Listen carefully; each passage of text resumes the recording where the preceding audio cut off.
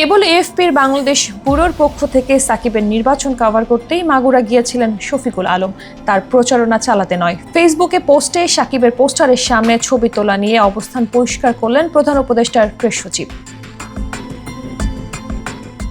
ক্ষমতাচ্যুত আওয়ামী লীগের মনোনয়নে 2023 সালে নির্বাচনে মাগুরা 1 আসন থেকে নির্বাচিত হন তারকা ক্রিকেটার সাকিব আল হাসান। দেশের অনেক সাংবাদিকের মতনই তখন ওই অলরাউন্ডারের নির্বাচন কভার করছিলেন তৎকালীন এএফপি ব্যুরো প্রধান শফিকুল আলম।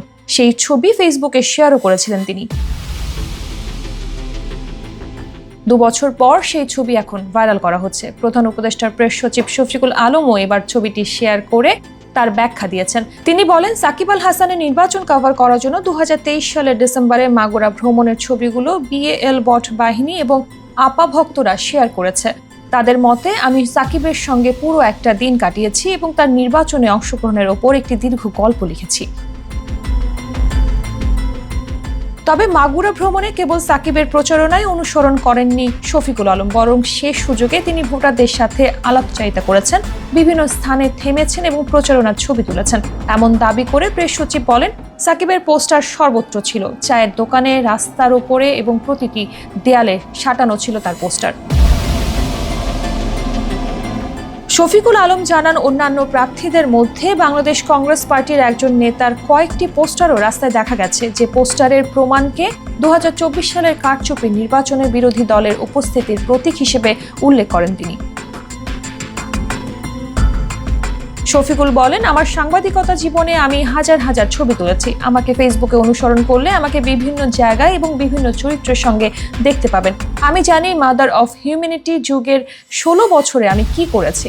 আমার ফেসবুকে যে কোনো ছবি এবং মন্তব্য খুঁজে পেতে আপনাকে সর্বদা স্বাগত। আপনার কাজটি আমার স্মৃতিগুলিকে তাজা করতে সাহায্য করবে এবং একদিন আমাকে একটি বই লিখতে সাহায্য করবে। ধন্যবাদ।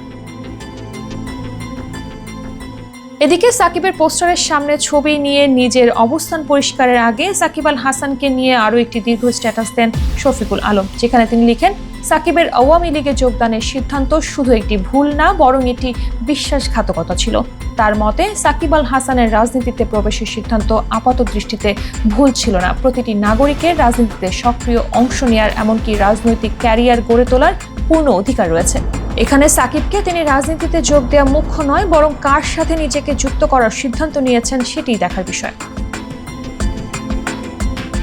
প্রেস সচিবের ভাষ্য, যখন আওয়ামী লীগের নেতৃত্বের বিরুদ্ধে ব্যাপকভাবে মানবাধিকার লঙ্ঘনের অভিযোগ ছিল, গণহত্যা, জোরপূর্বক গুম, নির্বিচারে গ্রেফতার, বিরোধী দলের সদস্যদের বিরুদ্ধে মিথ্যা আইনি অভিযোগ, বিচার বহির্ভূত হত্যাকাণ্ড, দুর্নীতি, এমনকি ব্যাংক ডাকাতি, সাকিব ঠিক সে সময় নৈতিকভাবে অপ্রতিরোধ সিদ্ধান্ত নিয়েছিলেন।